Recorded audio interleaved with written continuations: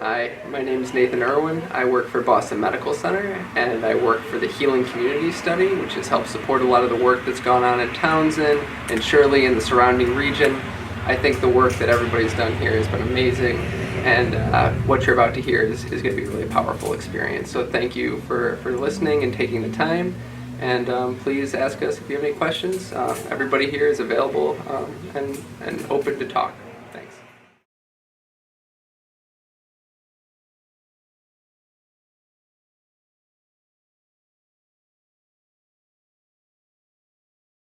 What does mental health mean to you, and why do you think mental health is important in a community context?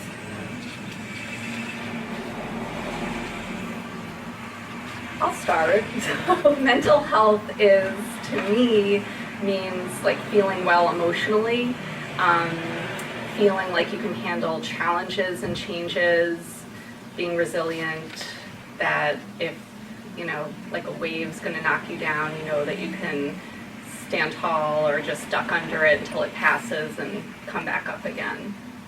I think that's important for a community because communities are going to go through a lot of changes and challenges, and need to support each other when people are having a hard time meeting those challenges and changes.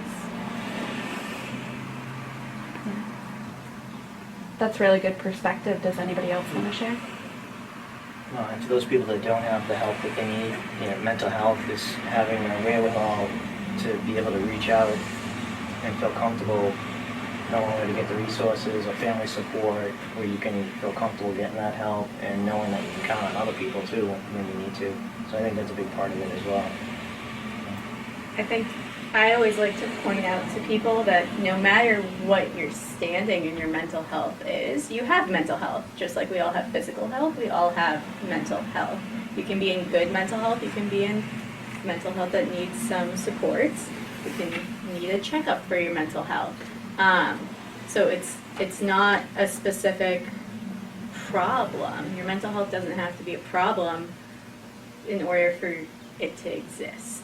I think that's important for the community, because if we look at it as though we all have this, then that helps break our mental health stigma, as opposed to when we look at it as, oh, that person has mental health concerns. No, we all have mental health. So as a community, we can support people to make a better system for ourselves. See, I agree with you in the respect that we all have mental health. It's not, a label that for each individual. The most important thing for me is that mental health is part of a total wellness picture, which is employment and spirituality, and it all is together in one group.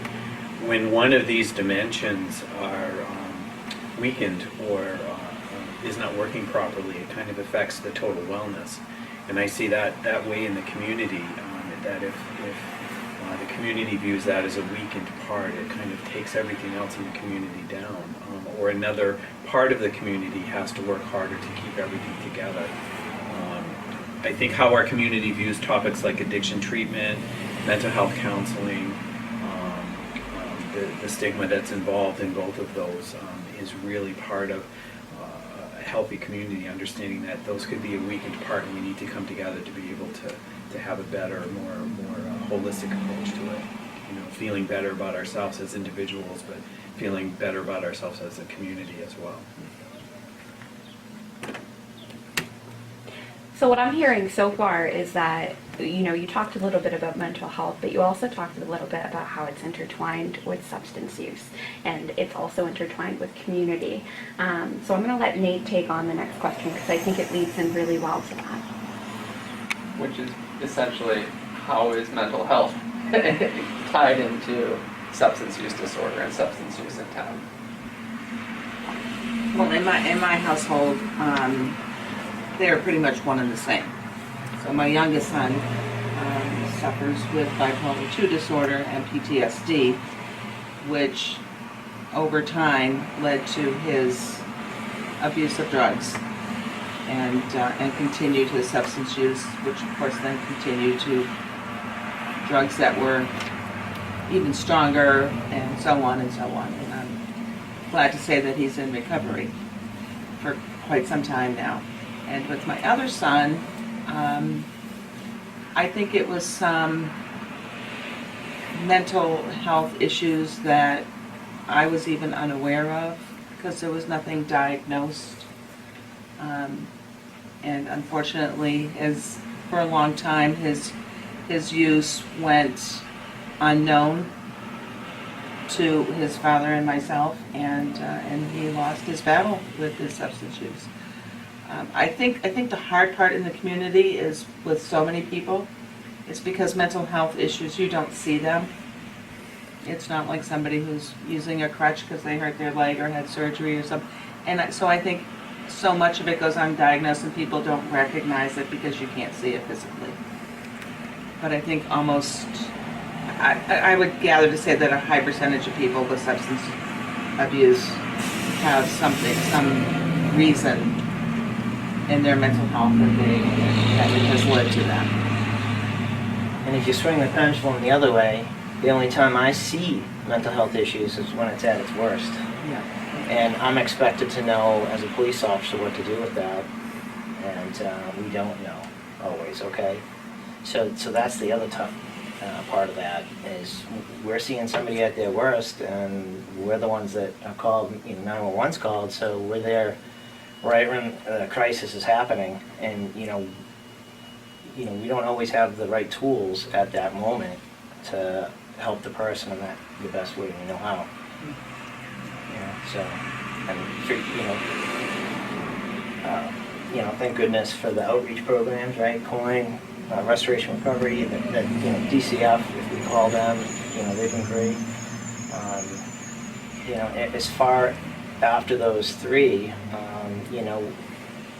we're in a place where, as a police officer, we're looking at mental health, mental illness, and substance abuse on a piece of paper, and we're wondering if we have to hospitalize somebody, because they can't take care of themselves at that moment. Mm-hmm. So that's our choices for the family.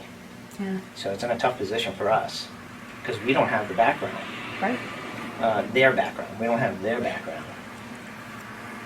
So that makes it tough. Well, and that's kind of twofold because, as you mentioned, you don't also have the mental health background as a professional to be able to say, I know exactly what to do in this situation. So you're in a really, and we're very thankful that you're here because you're in a really different position than some people who are in the mental health field all day long.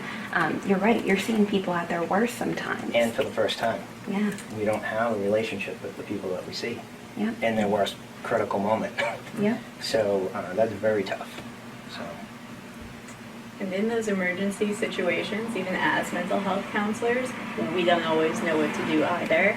We're all kind of doing the best that we can, and I think our police department here in Townsend does a nice job of trying to empathize with the people instead of going in, and we hear a lot in the news about police brutality, and you guys aren't responding to the calls acting kind of like jerks. You're going in with empathy and with that hat of, this is the worst day of these people's lives. I'm seeing you at your worst.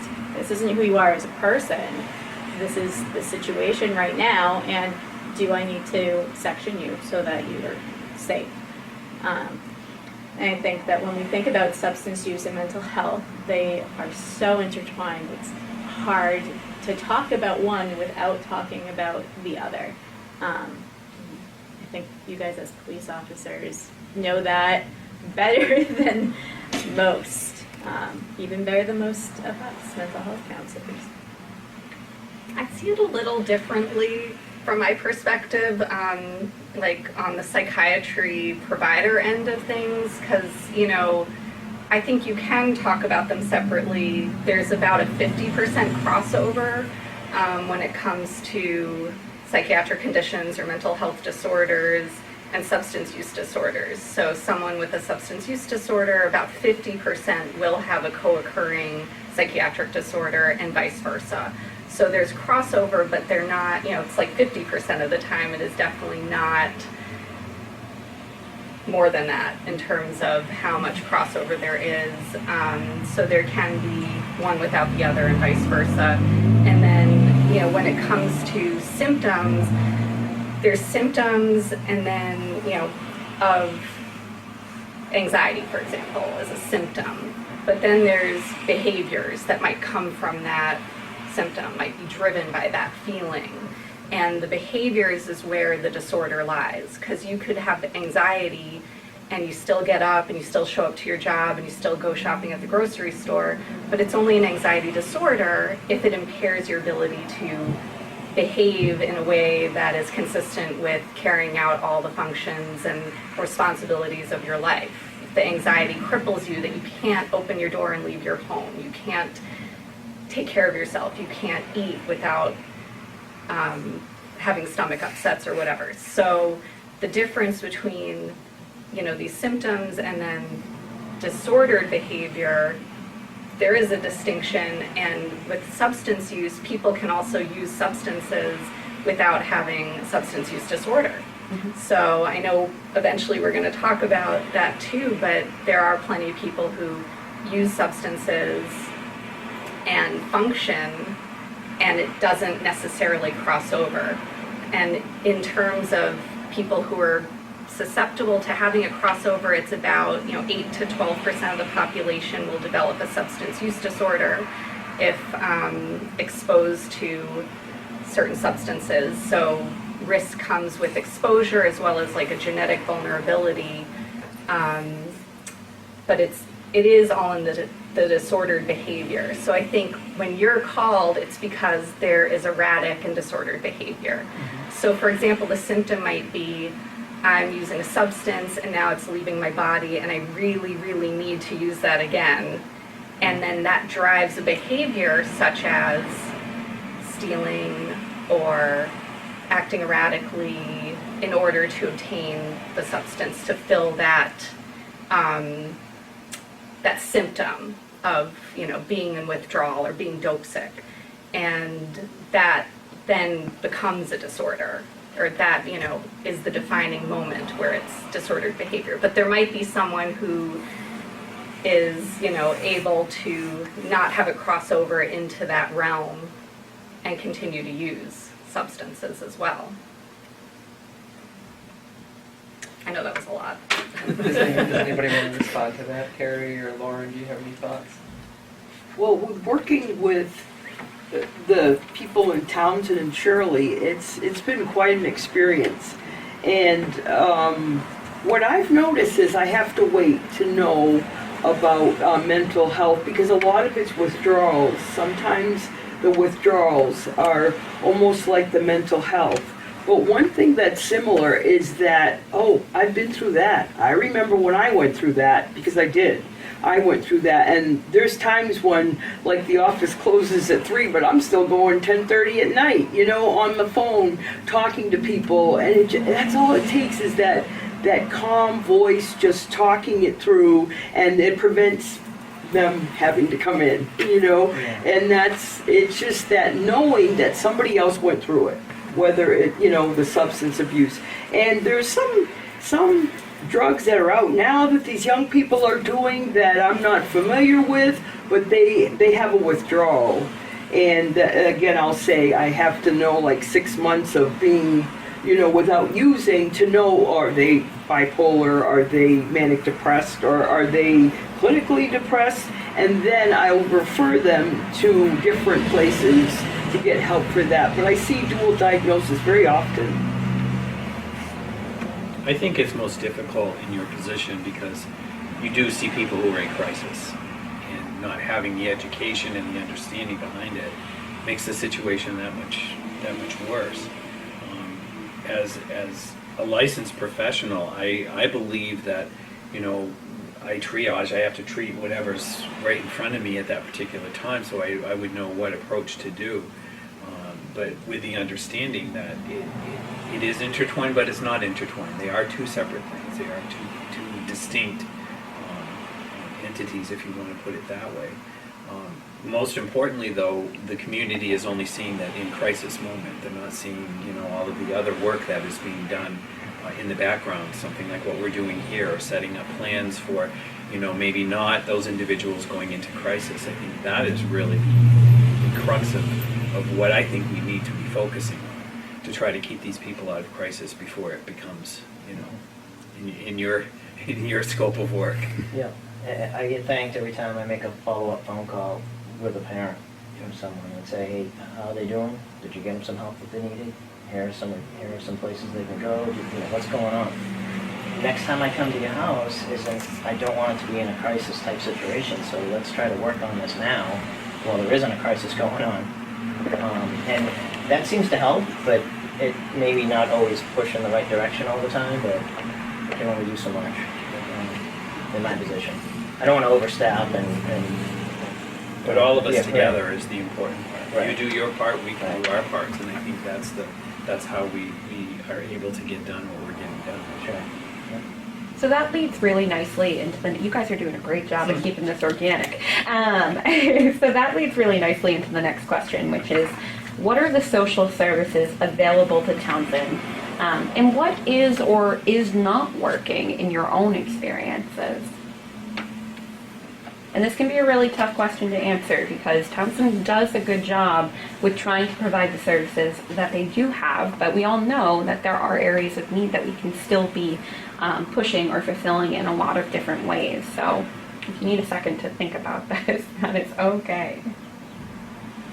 I'll really rely on everyone else because I am not from up here, and part of what the grant did was brought our services to Groton, which is a neighboring town. So we're providing medication-assisted treatment and psychiatric and dual diagnosis consultation in Groton. So, that has been made available closer to Townsend, which otherwise it would have been very far away. But in terms of everything else, happy to hear about it. I think unfortunately, in general, that's kind of the statement that from Townsend, you go to Groton, you go to Fitchburg, you go to Leominster. There's not a whole lot specifically in the town. I'm fortunate that I'm the clinician for the COIN program, and so I work in 10 towns. So I know kind of what's available in Pepperell, which is a town right next to it, in Ashby, town right next to it. And now, on Tuesdays, from 9 to 4, you can come drop in at the drop-in center for some counseling. That's a great resource that is available here in this town. So that was the whole point of opening the drop-in center. Exactly the reason why, and because I'm not a mental health professional, I'm not a clinician, I'm none of those things that I can provide services. What I eventually want to provide is support groups for people to come in. I can speak to parents because of my lived experience with having one child in recovery and one losing his life to addiction. The hard part is for people to admit that they need to come and talk about it. And so many people in our town are afraid to do that, or they're afraid to admit it. I'm not afraid to admit it, and I try, and I've been talking about this subject for quite some time. And MCARES has been around since 2014. But the stigma of addiction is what keeps people away. And I've had parents here say to me, well, there's probably not that many of us in town. And I have said on more than one occasion that if I had all the parents in town that need support because a family member is struggling with substance use, I would not have enough room in this 900 square foot space. We need Memorial Hall. We would need Memorial Hall. People are unwilling to admit it, and I'm hoping by saying that I'm not ashamed or afraid to admit that, there was issues in my family as well, that eventually we can all get beyond it and come together as a community to help one another. That is my whole purpose. And the other purpose is to bring people here to do what they're qualified to do. I'm not qualified to do what anybody else does here. I don't have that background. I run an office for a living, so I'm a numbers person, but this is what I do as my part-time job and my volunteer job. And hopefully the town will accept it with open arms and help us to keep it going and use it for what it needs to be. And Terry, it looked like you had something that you wanted to say earlier. Yeah, well, what I've run into is transportation seems to be a problem. I know they can get through their health insurance, they can get PT1, but for some reason the crises are at night, and they don't want their neighbors to see a police car or an ambulance come up. So a lot of times they'll just stay on the phone and like, I need sleep. But anyways, yeah, they're just that stigma is real, that they don't want the neighbors to know. They don't even want their mom or dad to know. And it's, yeah, transportation seems to play a factor. You know, a lot of them don't have, you know, there's no bus lines or stuff. And that's why I think the important part is for us to keep this discussion going. It's most important. I just want to say that the work that you're doing is phenomenal. You and I have had private conversations about it. Substance abuse is a very unspoken kind of thing, and it really needs to be talked about. I always bring in the groups that I do, I bring out this point that when the AIDS epidemic was first started, nobody talked about it, nobody wanted anything to do with it. They thought it was because of one population, and the disease unfortunately perpetuated itself throughout a lot of different segments of society. And it wasn't until the saying silence equals death was proclaimed, and that's when this particular health crisis was realized that we need to start educating and talking more about what's going on so that the general public does understand. I'm going to kind of step on a soapbox here because I really feel very strongly that mental health and substance abuse is something that has been swept under the carpet for a very, very long time. I've met a lot of people like Lauren who have gone through what she has gone through, and there is no resources really. There's a couple of groups maybe, but those are online and they're very impersonal. But when you've experienced something that she has gone through, you really need a lot of emotional support. The individuals that are in treatment as well need equally that amount of support. The disease itself is stigmatizing, but also the treatment and the fact that these individuals are coming out and having to speak the truth about what's going on with them, and it's very difficult. And when we continue or perpetuate the stigma, it makes it very, very difficult all around. So the resources available are this drop-in center, which is a fabulous thing for Townsend. I've lobbied with the other selectmen to be able to get a community services coordinator here so that we can work on not only the resources for housing issues or fuel assistance or any kind of human services issues that we have, but also work along with the police department and the fire department and work very well with the department, the Council on Aging and all these other areas, the recreation department. A lot of these things have needs. We have needs from people that we don't know, and by having one individual that's handling all of that, I think we're really taking on a great responsibility, but also doing a good service to our townspeople. And I do want to say that we're doing it with not town funds. We're doing a lot of this on our own, and we're really garnering a lot of support from outside individuals. And this is the importance for me on what we can offer for the individuals in town. So I've heard stigma is a barrier, transportation is a barrier. Are there any other challenges that people face when they're trying to access opportunities or treatment, etc., outside of town? Because as Jen said, not a lot is physically here. What prevents people? I think there's, some people or some organizations kind of, or people who've been through it themselves might gear someone towards the way they did it. And, I think that everyone just needs to keep really kind of open, broad mind and realize recovery is not going to look the same for everybody. And, so really whatever and however a person's going to engage in their recovery, there's not a right or wrong way to do it, and just to make a lot of different avenues available. for people. And to just, they always say meet someone where they are, but yes, and I usually say the best treatment is the one you're going to engage in. Like the best Yeah, treatment is the one absolutely. you're going to do. So, What works for you? right. Yeah. So we're going to move on to the next question. And this one, we just want to keep an open mind about. So many people think that addiction is a moral failing.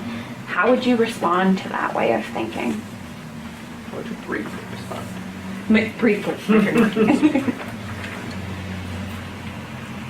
I don't, No, it's not a moral failing, and I think that's coming from that stigma again.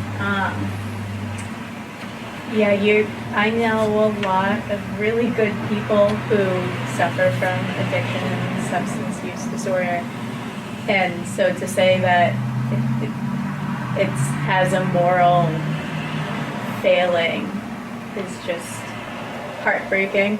I don't want people to feel like they're immoral because of addiction.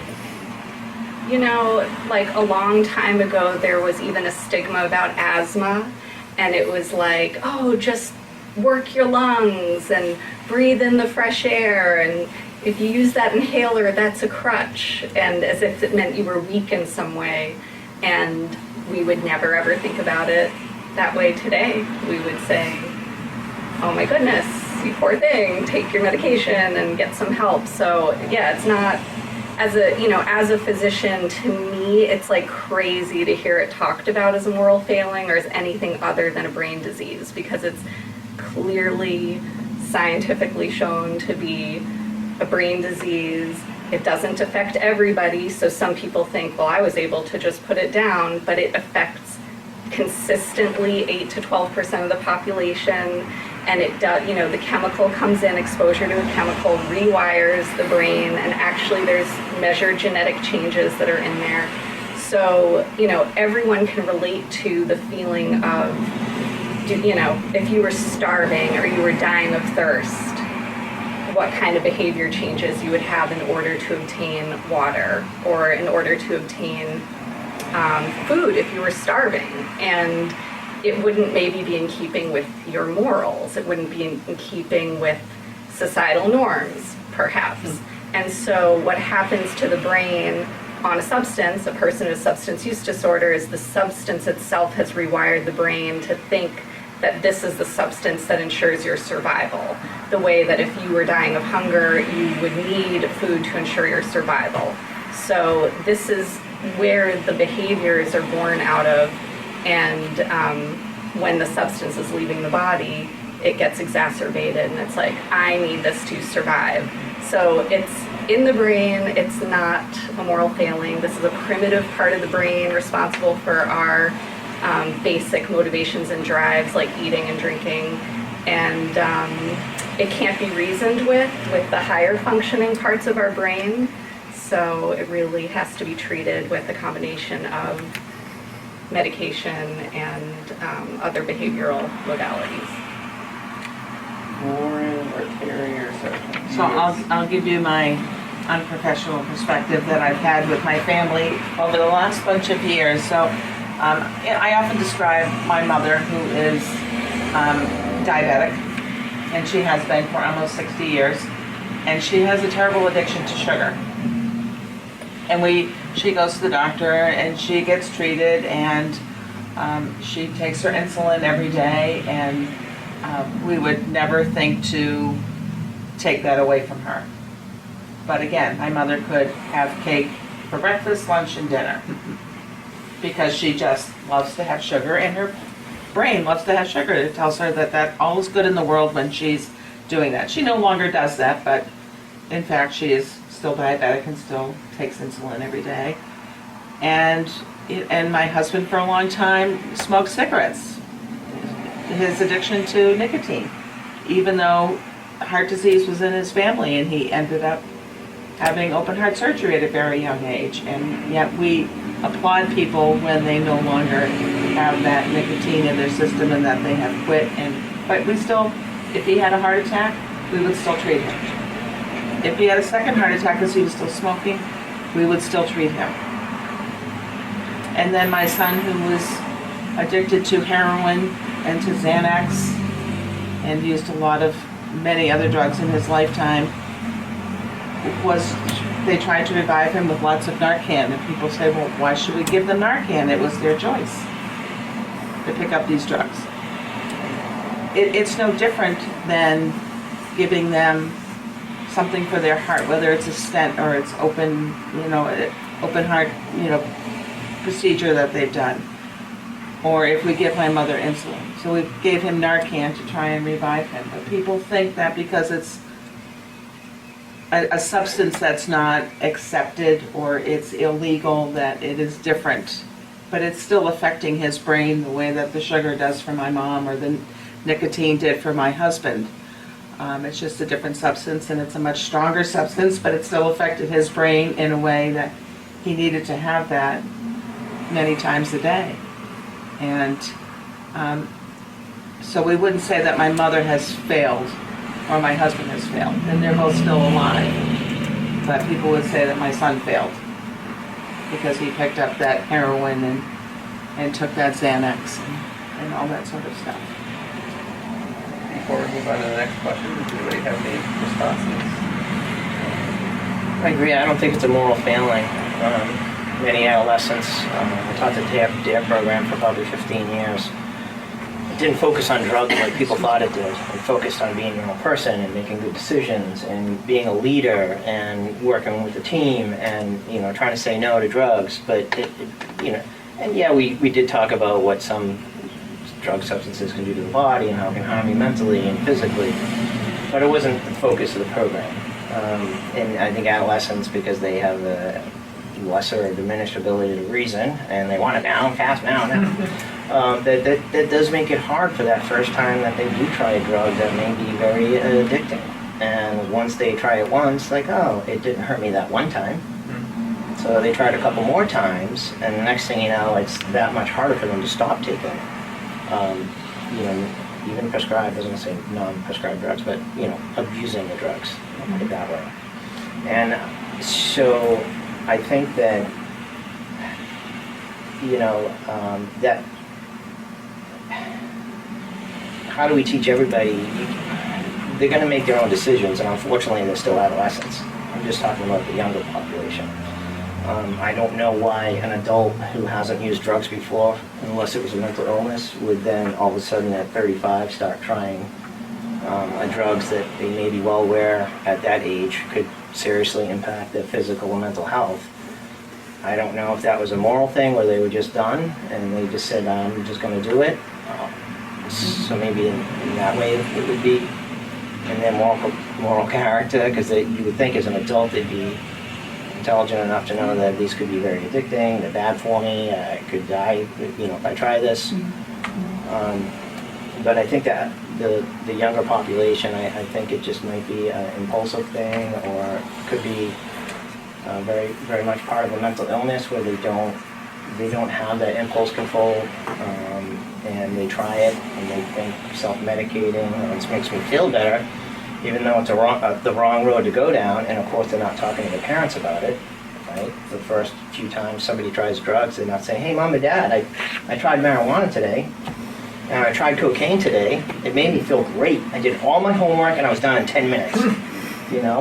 So and next thing you know, it's 5 or 6 times down the road, it's 3 months down the road, and all of a sudden their school grades tank. Everybody's going, what's going on? Did they just break up with their boyfriend and girlfriend, or whatever? Is it like no one has any idea that they're getting drugs from somebody? So I don't think it's, I think it's not really a moral and choosing to do it. I think it's just bad decision making. Can play a pretty big role in an adolescent, also in an adult as well, but you would think we would kind of know better at an older age to not make those unhealthy decisions. But that's kind of my take on it.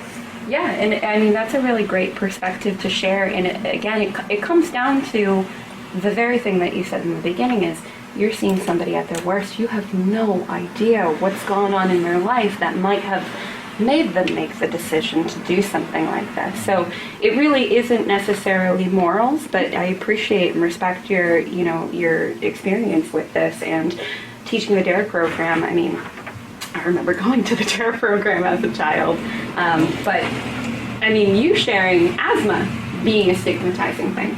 I'm an adult at 27 years. I think I'm an adult at 27 years old. I'm really not an adult yet. But I never knew that anybody stigmatized asthma. Come on, you got to be able to breathe. Like, what is going on? So understanding that, yes, there is information out there, but there are barriers to people getting that information or understanding how drugs work. There's a lot of education that needs to be done, and it needs to continue through adulthood too. So this is part of the reason why we're having this panel. So you guys have done such an incredible job already sharing your values and respected opinions and experiences from all of your professions and from your lived experience. We are kind of running out of time a little bit, so Nate, where do you want to go with the next question? I think we're okay, because I don't think we'll take as long as we can say. Okay. So when it comes to addiction treatment, a lot of folks may hear a harm reduction approach is it's kind of like the cool kid thing to do now. What is harm reduction? How would you define it? And what would it look like in Townsend? Because that may look very different than, let's say, in somewhere like Boston or Worcester. The police are here. That was my chat. Yeah. I work as harm reduction here in Townsend, and what I do is when I go in the house and I see what's going on, because I know what's up. I'm like, they call it hip. I'm hip to it, and they don't want to stop, and they haven't really reached the bottom, and they're doing whatever they're doing. I have to meet them where they're at. Okay, you don't want to stop now, but want to come to a meeting with me? And they'll get in the car and go, and they'll have a good time. And they see the fellowshipping, but they just don't think that they're ready at that time, but at least the seed's planted, and they know that there's fellowshipping. They know that there's support for them. They know that there's help for them, and that they don't have to feel like they're not loved. They're accepted, and when they're ready, they're ready. But in the meantime, Narcan and fentanyl strips, all that stuff, just to make sure, because we don't want them to die. It's about not dying, live. And but I can't tell them why. Why do you have desire to stop? Because that's up to them. I wish I could shake them and say, do the right thing, but I can't. I have to wait. I think the whole idea behind harm reduction is like reducing the health and the social and financial and community consequences of substance use. So without targeting reducing substance use itself. So like a similar analogy might be condom use for reducing the transmission of sexually transmitted diseases and preventing pregnancy without targeting reducing people having sex, right? So we're not trying, harm reduction is not trying to get people to stop using drugs, it's trying to educate people on how to use them in ways that reduce their risk of contracting diseases or having infections, reduce their utilization on emergency services and the emergency room for those reasons as well, that reduce their, financial implications and other social problems. I think that you and I are so much on board. I didn't realize that before. I think harm reduction gets a bad rap. Quite simply, harm reduction is seatbelts in your car. Helmets on a motorcycle. That's what harm reduction is. It's taking something that would be a simple solution to a major problem, reducing the deaths on the highway or reduce deaths in the car accidents with the seatbelts. I deal with a lot of individuals that you are talking about, where they're there but they're not there. That's what we call them in my agency, you know, that they do want help and they know that they have a problem, but they're just not ready to do something about it. And that's okay too. There's a lot of, as long as they are the ones coming forward when they do need the help, that's the important thing for us. So we have to provide whatever we can provide for those individuals, you know. Again, you know, people are just not ready in some respects, and some people are very happy. You know, a substance use disorder may look like a disorder to me, but they're living very happy lives, you know, as dysfunctional as it may be, but if they're happy, you know, and they're functioning.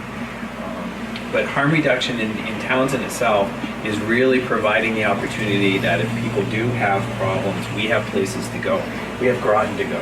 I mean, that's closer than us having to go all the way to Worcester. And this is back in 2015 when you first started opening, that's the only place that we had to go and organize people to drive down to Worcester with a bunch of people, you know. So as little as we're doing, it's a lot. It's a lot for our community.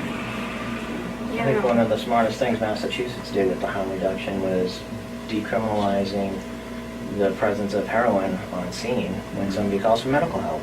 Yep. We get there, I'm not worried about, I don't want to get stuck by a needle or something, or touch the heroin with my hands, or so I've got to be mindful.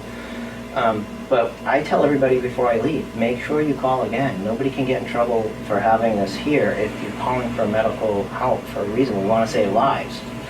You know, we're not, first off, you know, we're not there to charge people because they're in the presence of a Class A substance, heroin, okay? So that's not our goal here, so please call if you're having an emergency. And, you know, then we have to just package them up and get them destroyed properly, but, you know, it's important to tell people it's not, you're not going to get in trouble, because some people will, what do we do with all this stuff? They don't know, because they're not educated on the law. So they're like, oh, we're going to get in trouble. That's why people are still dropping people off and rolling them out of the car at the emergency room, because they don't know. So I think that's part of the harm reduction, but the education of, you know, what you cannot get in trouble for calling for help if there's still drugs on scene. That's the last thing you need to be worrying about. I wish they would criminalize throwing hypodermic needles out the window, because I can't tell you how many of those I pick up since they decriminalized possession of a hypodermic needle, which is, I guess, harm reduction as well. But I wish, and they had a safer way to deposit of those needles without charging people. I know we have to charge people, you know, for a container full, but that I think just influences them to chuck them out the window. In Townsend, we have needle drop-off. Yeah, I believe Neshoba, Valley Health. The Neshoba boards of Neshoba Board of Health. Health Associated boards of health. But Associated it costs money. I always do You know, that. it's $5 a quart. I just dropped off 2 huge containers of laundry detergent bottles filled with hypodermic needles that some nice people on Lunenburg Road cleaned up the road, and they found them and called us. That would have filled up my little tiny container in the cruiser in 2 seconds, because I put them all in all the cruisers because the guys wouldn't have anywhere to keep them in a safe place, and we were picking up one at a time every time the snow melts. Mm-hmm. So all spring we'd be spending our time trying to figure out who's got the sharps container to dispose of these safely. So they're in all the cruisers, but not to handle that much of a, and so people are just chucking them out the window. But at least it's decriminalized, and so that's part of that.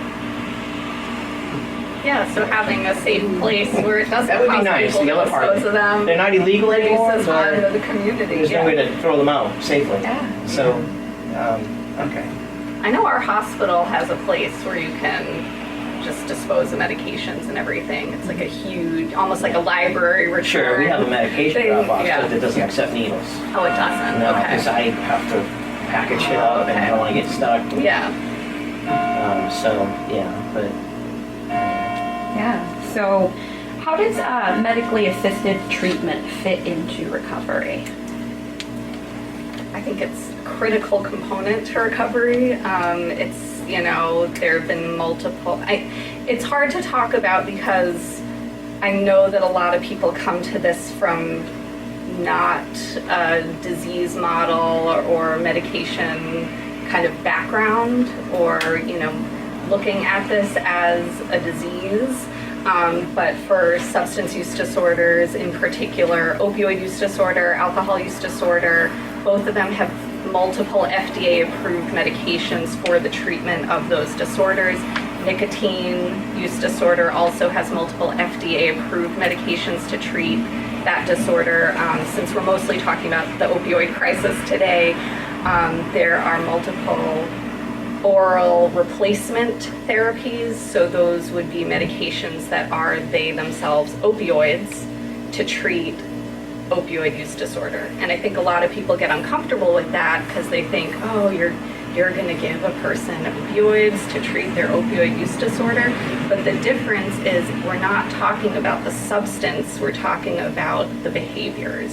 And so what happens when you replace a short-acting, uncontrolled substance that's on the street like fentanyl with a long-acting, measured, dosed, FDA-approved, and proven effective medications such as methadone or buprenorphine, you can eliminate the behaviors around substance use disorder. So the disordered behaviors of not being able to work, not being able to take care of your responsibilities in life, the financial problems, the health problems, and all, the risky and impulsive behavior. So it's a way to satisfy what the brain needs without having the person engage in the disordered behavior. So multiple long-term studies show that in terms of people staying in recovery up to a year or more, agonist therapy, so with methadone or buprenorphine, it is really the only proven effective treatments. And obviously these are encouraged to be in combination with other behavioral modalities for all the other social aspects of, why a substance use disorder would occur and all the social issues and emotional issues that come around that. But in terms of actually stopping the substance use disorder behavior, the medications are most effective. And they're like really, really effective. When we think about treatments for other diseases and we think about the treatments for this, they're pretty unbelievable. They're like 50 to 70% people will stay in recovery for a year when still taking these medications. And with the long-acting injectables, that makes it even easier. So people don't have to make a good decision to take their medication once or twice a day anymore. They can come in once a month for a monthly injectable and not experience immediate withdrawal at the end of the month, have a little buffer zone to come back in, and that's been a big game changer. I think also what is most important is this is where we all get to work together, because you're treating the patient with the necessary prescriptions to be able to stabilize on a biological level, and then we're able to work with them on a psychological level and behavioral too. In having that approach, I think it allows more people to be successful because you have more individuals helping, as opposed to, just go to a meeting or two. This is something that is truly supportive for each individual patient. So I think medication treatment, medicated assisted treatment is really, especially for opiate and alcohol, is really the most effective because you have this multidisciplinary approach to it. Yeah, and I would definitely agree with that medication-assisted treatment, it's part of your treatment. It's medication to help treat your disorder. Same way, if somebody needs an antidepressant, I'm still going to treat you for your depression, even though you're on an antidepressant. Like, with the stigma around substance use in particular, we tend to think, oh, medication-assisted treatment, is this person really in recovery? Yes, they're really in recovery. Of course they're really in recovery. Is somebody who is on antidepressant not really working on their depression? Of course they are.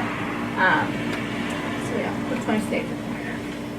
Speaking of someone that I was on it myself, and I had my son on it, and I went by the doctor's orders, and it works. It works. It saves me from having to go to bad neighborhoods to be able to detox on my own.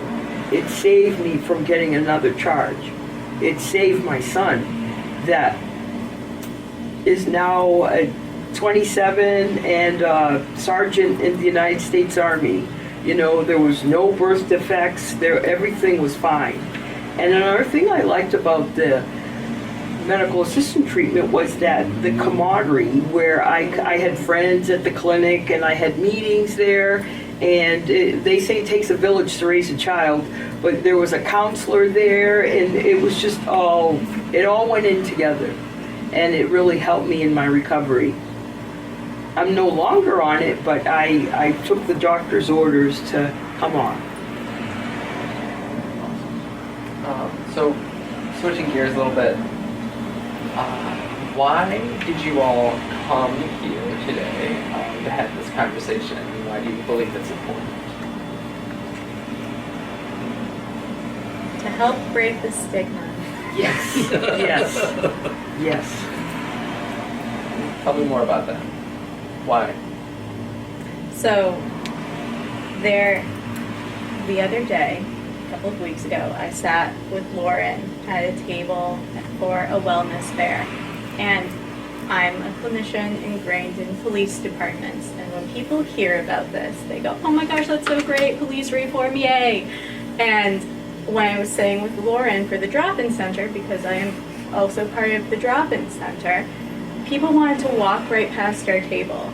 And I was flustered by it, because to me, I'm used to when we're at these events, like, yeah, we're really making a lot of progress on our stigma with our mental health. We're not making progress on our stigma with substance uses. And that's a problem. We need to be talking about it so that we can be making the progress. Because it's not something that people have control over. It's not a moral failing. It's not something that makes someone a bad person or dirty or any of these things. And the fact that stigma is still so ingrained in our communities, that's why I'm here, because we need to change that stigma. People were afraid to talk to you at the table because they thought maybe they might have an issue with substance abuse. So they didn't want to come over, right? It's a stigma of it. Oh, well, if you talk to them over there must be something wrong with you or somebody in your family. Yeah. You know? Yeah, well, you've seen it before. Remember, we've been at an event together where the only time people came over is when he was finally there at the table. And they wanted to come over and talk to George and not to me. Because he had his uniform on, and he just came over to say hello, and we were talking about buying something for the police department, which is what our conversation was that Sure. day. And, but people just wanted to talk to him and not to me. Poor Jen, I felt bad. I'm kind of used to it by now, a little bit. You know, I don't want you to I know I don't be want me used to to be it. correct. I don't want to be used to it either. Trust me. My whole point of opening this drop-in center was, yes, for stigma, for people to finally talk about what goes on in their families. But I wanted people to have a judgment-free place to come and talk about it. Somebody can come and talk to me. I've had parents in here before, and they don't really understand how important it is to verbalize what's going on in their family. And I always talk first because I want them to know that it's safe, that I can talk about the awful things that would happen in my four walls. And, you know, it's wonderful to know the police, but I knew them too well. And Yeah. correct? Yeah. And now I'm glad that I know them all. It's great because now they can help out here and stuff. But I knew them very well because there were so many issues with legal issues with my kids. Because people that, you know, when they have substance use, it leads to behaviors as we've talked about. And a lot of those behaviors happened in my family. And so that was the whole point of having this, is so people could come here. I can support parents from my own lived experience. I can't sit here and tell them in a clinical way to do it, but I can certainly listen to people and I can advise them. I can talk about the different things that we all do when our kids are struggling, and that things that we thought we would never do. So we can turn that. It's in the other room. Do you know where it is? It's so noisy, that van. But I can certainly support people. We can have a conversation. We can talk about all the things that you don't want to talk about. that need to be talked about. I'm a good listener. But there's many different facets to this that people need support, parents need support. There's grandparents that need support because so many people have passed away from their substance use that we have lots of grandparents. There's a lot of grandparents raising very young children. Young children, and it's exhausting. I mean, there's a reason why we physically are able to have children at a young age, because as we get older, it's a lot of work, and people are using their savings, their retirement, all of that stuff. So I hope that people really come to use this as a community resource type of center, and just a phone call or an email away to get these things going, because people really need it. Absolutely. They really do, whether they want to admit it or not. To me, that's so heartbreaking about, how many people have died and how many people have other people raising their kids because of this. And, I love the work I do. I love treating this disease because it's actually so hopeful in a lot of ways. And when people get, there are really, really good treatments, but people have to kind of move beyond the stigma, or family members and communities have to move beyond the stigma and see it that way, that this is a disease that has really good treatments, and if you can connect people to those treatments, you can have really, really great outcomes. Unlike other things like diabetes, you have management, but it gets you never really have a cure, you never really have the best quality of life in the end. But treating opioid use disorder, you get someone who literally was revived from death to owning a business and being a homeowner and raising their kids and having like a full, complete, healthy life.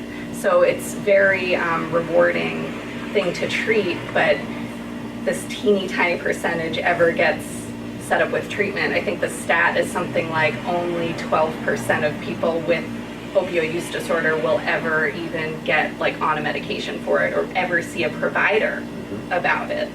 So just breaking that stigma and getting people hooked into evidence-based good treatments is so important, and bringing it up to here where there's limited transportation and resources, creating those resources. So with that being, No, I was just I want to jump in on You that go. too. I don't want to see that percentage go down from 12% either. And sometimes, talking about stigma, I feel like if the police cruiser is in the parking lot, I know. what are you as parents thinking? Oh boy, why are the police here? Did we not all just feel that? right? Okay? Yeah. So that's how I feel, personally. I'm not speaking for the Townsend Police Department. Personally, if I was parked here and I've come in to talk to a few people and help out, you almost get this, what can I say, what can I not say? Like, no, just, I'm here to help. Like, you're not in trouble. You need some direction. I can give you the ins and outs,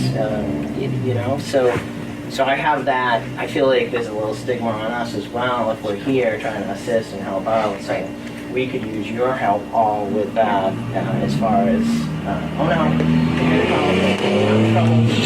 let's work together.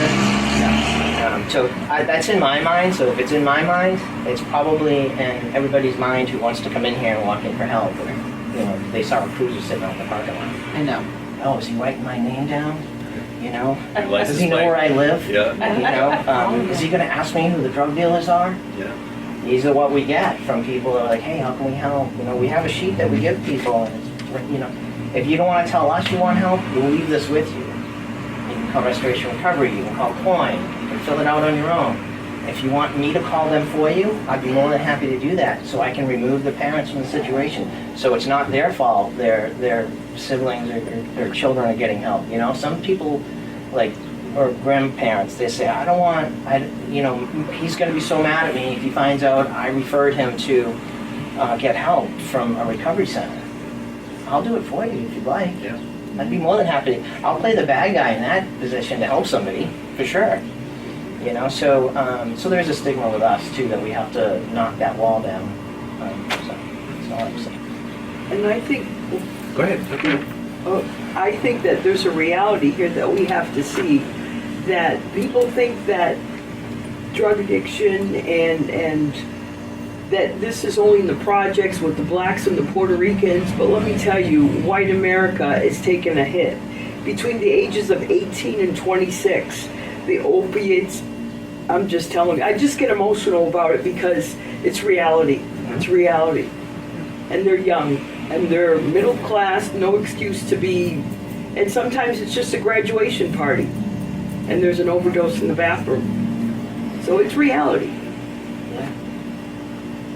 I think that part of the reason why I got involved in this is that I have always felt that in order for any social problem or any issue to be halfway solved, you need to bring the right parties together. And this is part of the reason why I had suggested this particular video, number one. Number two is that we need to normalize this and not stigmatize it. We have to normalize the fact that there are people, there's going to be a percentage of people that always develop an addiction, and we need to be able to understand that, number one, we have the ability to treat the addiction, however it occurs. So having said that, I feel it's important for us to be more vocal than, Lauren and I have talked about it. I've been standing there alone with you outside an affair and nobody walked up. Right, absolutely. I mean, I've been there too. Wasn't that long ago. No, it wasn't. But I did want to say this. This was really important because we're talking about the stigma. We're talking about all the negative things. And part of what I do on a personal basis is I feel we need to hear about the successes too, because there's a lot of people out there. So this is hot off the presses here.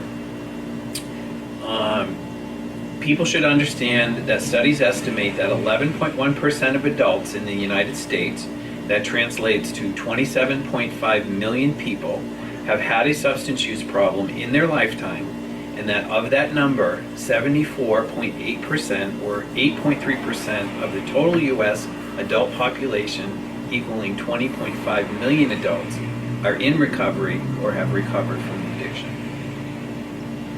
That's pretty good. That's pretty good figures, okay? And it's because of efforts like everybody is doing here. The combined effort and the collaboration that we need to continue. Not only for Townsend, but we can do it on the outside. I talk about this and you talk about this all over, wherever we go. Yeah. That's how we have to normalize it to break that stigma. Yeah. It happens to any of us. Yep. It can happen to anyone. Yep. I think that statistic is really important for people to hear, because if you're sitting there saying, I'm stuck, you're not stuck. You're not stuck. It can happen. And there's a lot of people that are in recovery that you'd be surprised that we're in recovery. Oh, 100. So just before this, I texted with one of my old patients who's originally from Townsend, who he felt the stigma and didn't want anyone to know that he was struggling with opioid use disorder after having been prescribed it, and then it, got out of control, and had lost all his money, was bankrupt, never thought he'd ever own a house, and then got into treatment with me through his primary care doctor, who said, oh, there's medication treatments, maybe see this doctor, and treated him sort of secretly. And he's now 7 years in recovery, used that injectable to taper off of all medications, medication-free, now starting a business, homeowner, taking care of his kid, all these positive things. And he's always like, you can tell my story, just don't say who I am. Exactly. But, so it would be nice if more people came out and just shouted their stories, but they really are there, and like you said, you just don't know, but they are. And so the last question that we have for you guys today is, what are other ways that we can continue to support the community, individuals, and families experiencing mental health crises or loved ones that are struggling with substance use disorder? It's a very hard question to answer.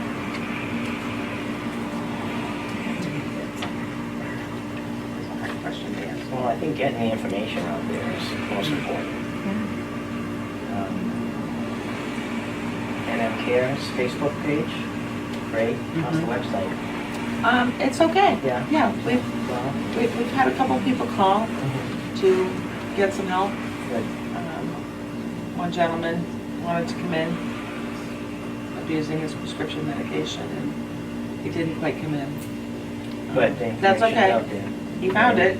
I know we try to get it on our website. Yeah. And Yeah. I think the town of Townsend even has some resources on their website Yeah. that are great. So, you know, short of putting a billboard in the center of town that flashes at the center lights I know. and putting it in the Boston Globe or whichever paper you choose. I'll have another sign going up It's soon tough on to the get- side of the building. You know, because if you're not It is. looking for that information, Correct. how You're right. do you put it in somebody's face? Right. You know, Absolutely. So I think just letting people know that there's resources out there available for them is a tough thing to do. And it's a judgment-free zone here.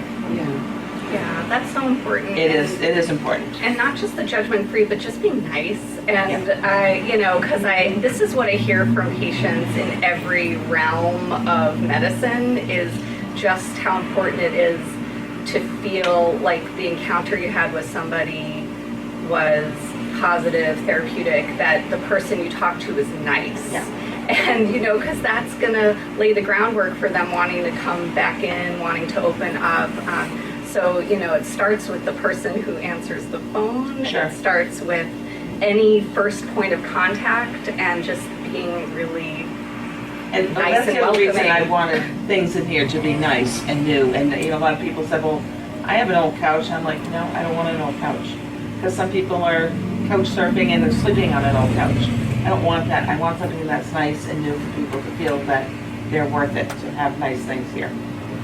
So that was the whole point behind. It's very comfortable. It is very comfortable, Yes. and it's welcoming, and and I want people to know that they are welcome to come here. Yeah, because we're really fighting against this chemical on the brain Yeah. that is the comfort and the warm, wonderful thing that has taken over Yeah. the brain, and we need to, be a welcoming, warm, Sure. comforting place that, to compete with that. Yeah, Yeah. tough compete.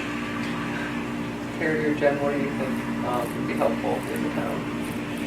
Well, there has been a lot of successes in this town since the study started. Wow, I know this one girl that, I don't want to mention names, but she was always getting a call. We were getting a call from her, and now she has 6 months of no use at all, and she's a very young girl, and she's adapting to society very well, and she no longer feels like it's a moral failing. She just feels like she's a part of, and being a part of helps so much. And she's a receptionist at an automobile place, and it's just a lot of success stories too. And what they like to do is they like to have fun. Maybe something that's fun that at the same time will stop the stigma. Because at the same time, the stigma is real. It's nice to get the feedback on the success stories. To know that people are making it. Yeah. Yeah. So often Oh, yeah. I just go back hear to the negative. somebody having an issue that needs help again. And come on, you did it. Especially you guys, because you definitely don't get called up to be like, hey, remember me? I overdosed 4 months ago, and just right. wanted to tell you. I have Narcan the same person more than once. Yeah. And it sure gets frustrating for me, but imagine how they're feeling. I can tell you that Yeah. because I've dealt with individuals in the emergency room, and they were like, once they found out that it was Narcan and it was the police, they're like, oh my God, what are they thinking of me? And I'm like, that you need some help. Yeah. That's what they're thinking. Yeah. So that's what I'm hearing, and I think the counselor just came out and made sorry, Yeah. but we need to be able to provide the services, and people need to know that we have the ability to provide the services for people like this. No judgment. No judgment. It's important. It's very, very important. It is. And what each of you have done today by just having this open conversation is given somebody who in the back of their mind wanted the support and refused to tell themselves that they needed the support. You've just instilled that hope in each one of them by doing this. And I'm going to get emotional because I'm just very proud of all of you. So there's that. We're proud of you too. But that was our panel for today, guys. I think so. Yeah, maybe one last final thought. Yeah. Dr. Ross? feels- Oh, I thought you had Dr. Ross coming. I'm more of a Dr. Phil person. He's a good guy, I think. Yeah, are there any like final thoughts or comments? Like one or or two sentences, yeah. Yeah, anything you want people to take away from this? I want people to, when I'm out in the community, to not feel afraid to come and talk to me. I'm just a regular person from Townsend. I've been here a long time, raised my family here. I want you to know that you can just come and talk to me. And if you don't want to do it in a public place because I'm out there doing a function of some sort, then just send me an email or send me a Facebook message. I will let you know when we can meet here in private. I'm not here to tell everybody what's going on in everybody else's home. I'm just here to support people and give them some encouragement that there is and there are possibilities. That things, and you're not alone, because there are so many people in town. And at the same time, I want to educate the population in town that this is a real thing that affects a lot of people, and it can happen to any of us. Did I ever think in my wildest dreams that this would happen to my two sons? No. You know, when your children are born, they don't come out with a little manual that tells you what's going to happen. But at the same time, it, you know, and it doesn't happen to a lot of people, and that's a great thing, but it does happen to a lot. And so they, you know, we need the support, and for people not to be embarrassed by it is a huge thing. If I can instill that in anybody in this town, please don't be embarrassed. It's okay to talk about it. You're my hero. I do it all for my son. I know. That's why I do it. I gotta keep going. Gotta do something positive with the negative, so. Yeah. Let growth happen with trauma. Let growth happen. Yep, absolutely. Anyone else?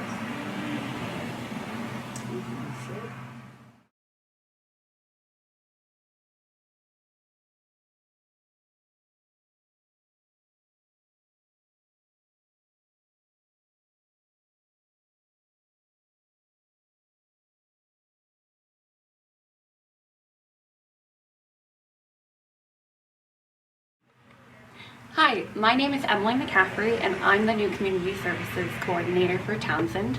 I'm very excited to be here because this is a brand new position. It has never been existed in Townsend, which is really exciting. So I have a very hard job ahead of me, which is going to be building the department and really building relationships with the people in town. Part of my position is to do the ARPA wellness programming for the recreation department, fire, police, and EMS, Council on Aging, and then NM Cares nonprofit. So I'm very excited for some of the things that we have coming up this year. But the other part of my position is to really meet with individuals, communities, and family members in this community to be able to assist them with whatever their needs are. So that could be fuel assistance, that could be nutrition assistance, so getting access to SNAP.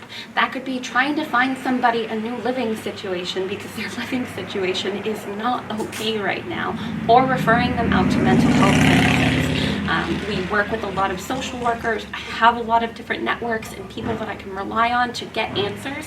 So even when I do not know the answer, I can find you somebody who does know the answer. I'm very excited to be here, like I said, and I have a background as a master's of education and community engagement. I concentrated in social justice and higher education, and then I also have a Bachelor of Arts in Sociology with a minor in anthropology for funsies. But I'm really looking forward to meeting all of you, and thank you so much for everybody who came out to do this panel.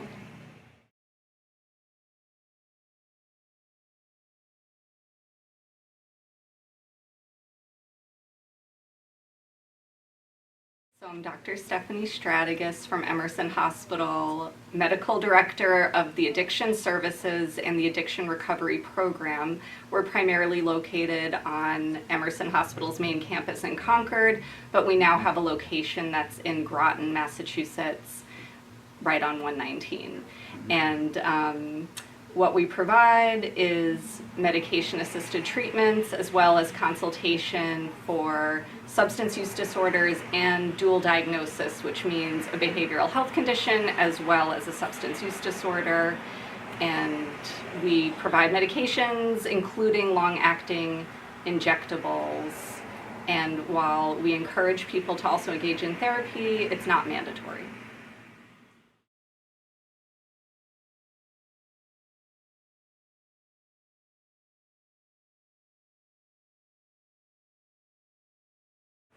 Hi, I'm Jen Beckford. I am a clinician in the COIN program. COIN is a community outreach initiative network, and we get referrals from local police departments when something mental health related has come up.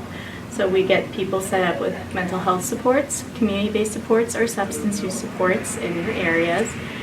In addition to that, I am in the Townsend Drop-In Center for counseling 1 day a week. And we have recovery coaches on our staff who specifically work with those in recovery, as well as community support specialists who can help you get set up with mental health supports, substance use supports, or community-based supports as needed.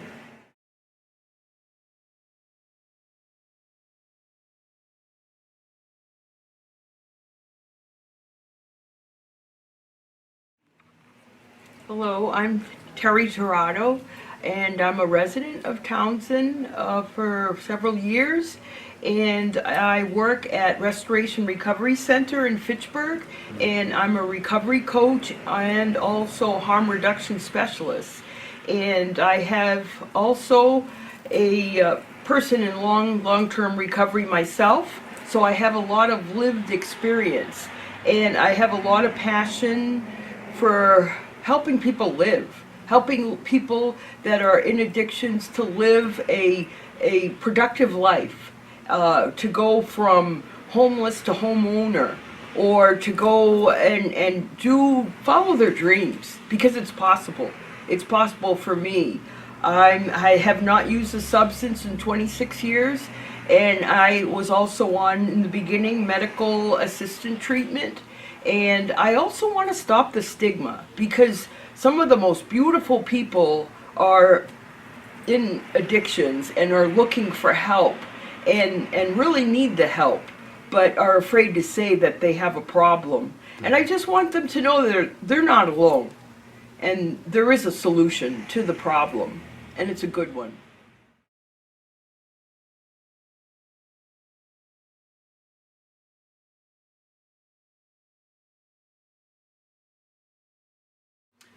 Hi, I'm Chaz Sexton Duranian. I'm a selectman in town. I'm also a licensed drug and alcohol counselor, and I work for a company in Leominster called Open Sky Community Services, and I deal with people with substance use issues, and I also work very closely with families with individuals who have substance use issues.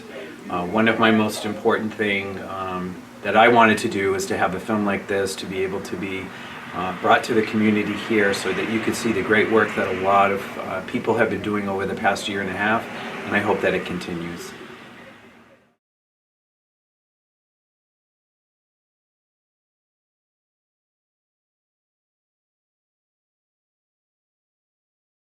I am George Reedy with the Townsend Police Department, currently a sergeant there. I've been a police officer for 22 years, and we came today to represent the community and let people know that at the Townsend Police Department we support all types of treatment, and we support anybody in the community and outside the community that needs assistance. You don't need to just call us for emergency situations. We have referral programs at the Townsend Police Department, information. You can call the business line and speak to an officer. You can feel free to email anybody if you have any questions and you just don't want to talk to somebody. But we're available, and we're available 24/7, 7 days a week. So, thank you.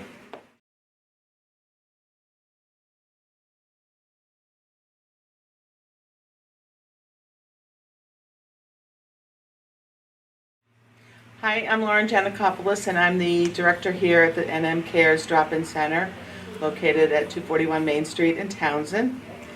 I opened the Drop-In Center January 8th this year, hoping to help all sorts of people in the town. People who need support, people who need help with their substance use, people maybe in recovery that just want to come by, hang out, have a conversation. Whatever the needs of the community, is the basis for me opening this drop-in center, and to bring resources here to help people in all capacities. And I hope that everyone takes advantage of the drop-in center now that we're here, and we're not going anywhere. So I hope everyone takes advantage of it. And I really appreciate it, and thanks for your time.